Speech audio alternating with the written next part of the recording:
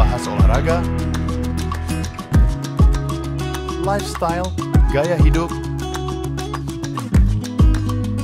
wisata,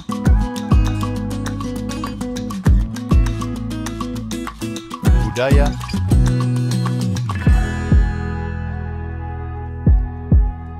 politik dan hukum akan dibahas seru bersama host kece dari Odeng dan co-host tercantik Rida dalam program Pagi Seru Sultan TV. Terima kasih pemirsa, masih bersama kami tentunya di Pagi Seru. Ulas berita no kaku-kaku. Selanjutnya pemirsa, kita akan terbang ke luar negeri karena ini ada berita bencana yang lagi-lagi terjadi. Nah, ini longsor maut kubur puluhan orang hidup-hidup dan dilaporkan 10 orang tewas yang terjadi di wilayah Tenggara Brazil. Nah, ini dilansir dari CNBC juga pemirsa, sebanyak 10 orang tewas akibat tanah longsor yang disebabkan oleh hujan deras di wilayah Tenggara Brazil pada hari Minggu 12 Januari 2025 waktu setempat. Mengutip dari sumber AFP, 9 orang tewas di kota IPA 3 setelah hujan turun secara deras dalam kurun waktu 1 jam sejak Sabtu malam. Dan saat ini juga petugas pemadam kebakaran sempat mengevakuasi jenazah dari reruntuhan rumah yang hancur akibat longsor yang ada. Nah, ini pemirsa bisa melihat potret dari bagaimana evakuasi yang dilakukan oleh tim penyelamat dari Brazil itu sendiri. Dan ini juga kalau kita lihat ya, memang wilayah yang paling terdampak sangat berat ini adalah di kota Ipatinga dan Santana do Paraíso. Dan ini juga akhirnya meruntuhkan sejumlah rumah yang ada. Nah, ini menyusul bencana itu, akhirnya pemerintah setempat mengumumkan keadaan darurat yang berlaku selama 6 bulan. Upaya penyelamatan melibatkan 67 tentara dan 16 unit peralatan milik Damkar dan juga polisi militer yang ada. Kita juga tahu ya pemirsa, biasanya di bulan Desember kemudian juga masuk ke awal Januari gitu kan ya. Ini secara cuaca juga bukan hanya di Indonesia saja namun juga di luar negeri ini kan berubah-ubah. Nah, apalagi kalau berkaitan dengan curah hujan yang semakin tinggi, selain banjir gitu kan ya, dataran-dataran tinggi yang memang banyak sekali pohon-pohon, kemudian juga tanahnya yang seperti ada di layar ini ya pemirsa, ini juga bisa menyebabkan longsor. Nah, lagi dan lagi ini juga imbauan untuk kita semua gitu kan ya. Kita tidak pernah tahu bagaimana, kapan, kemudian juga di mana bencana tersebut akan terjadi. Namun, perlunya pendidikan mitigasi bencana ini dapat kita miliki gitu ya. Ini agar juga meminimalisasi kerusakan-kerusakan atau bahkan kerugian, entah itu korban jiwa ataupun tadi ya kekayaan-kekayaan yang ada. Dan yang paling penting adalah kita harus menjaga lingkungan kita sendiri. Jangan menebang pohon secara sembarangan karena tentunya ini juga akan berdampak pada susahnya menyerap air-air yang ada sehingga tadi bisa menyebabkan longsor, bisa menyebabkan juga banjir. Maka dari itu, pemirsa tetap jaga keselamatan, kesehatan ya dalam menjalani aktivitasnya sehari-hari. Nah, selanjutnya pemirsa masih berita dari luar negeri. Namun kali ini bukan berkaitan dengan bencana, melainkan serangan horor palu berdarah di kampus Jepang.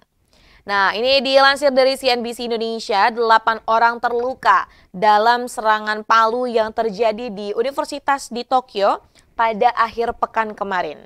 Mengutip dari AFP yang melansir NHK, kejadian ini berlangsung pada hari Jumat pekan lalu di kampus Universitas Hosei, kampus Tama.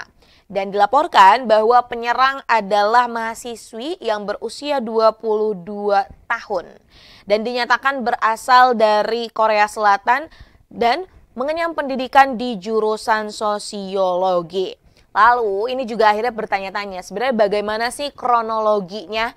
Mengutip dari TV Asahi, kejadian terjadi dalam kelas dan saksi mata ini mengatakan penyerang mengayunkan palu tanpa tujuan dan mengenai mahasiswa yang duduk di barisan paling belakang ruang kelas.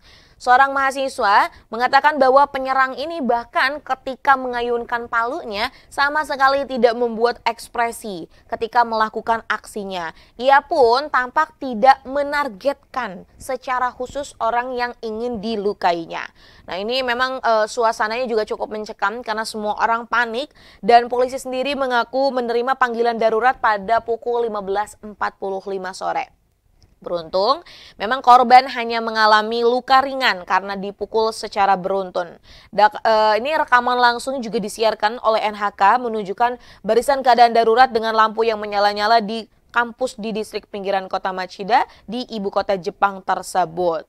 Nah, sebenarnya ketika ditelusuri apa sih motif dari pelaku melakukan aksi tersebut.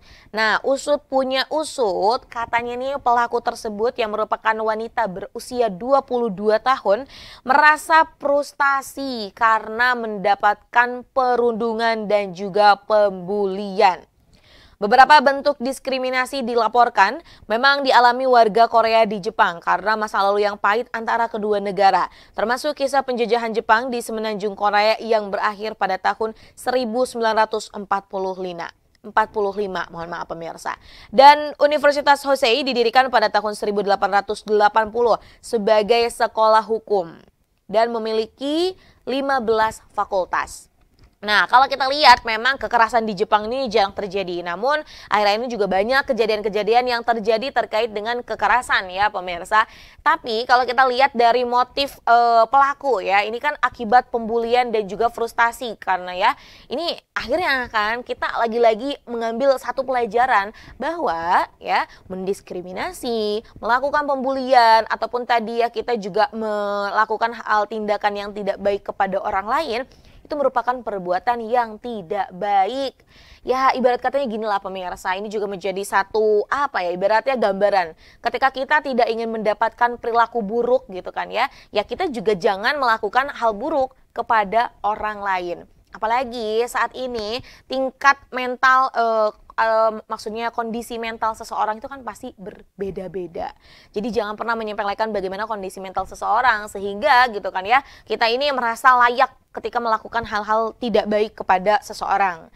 Ya tentunya tadi kalau sudah sampai titik frustasi, depresi gitu kan ya, apapun bisa dilakukan. Ya mungkin yang sering kita lihat mencoba untuk melakukan bunuh diri. Namun ketika untuk melukai orang lain itu kan akan menjadi bahaya dan juga menjadi satu kejahatan yang besar lagi. Maka dari itu lagi diingatkan bahwa jangan mentoleransi perilaku bully, kemudian juga perilaku kejahatan-kejahatan yang ada.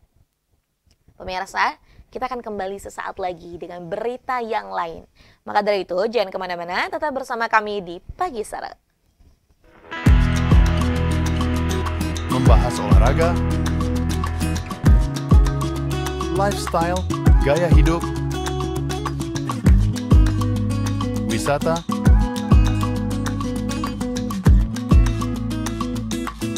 budaya,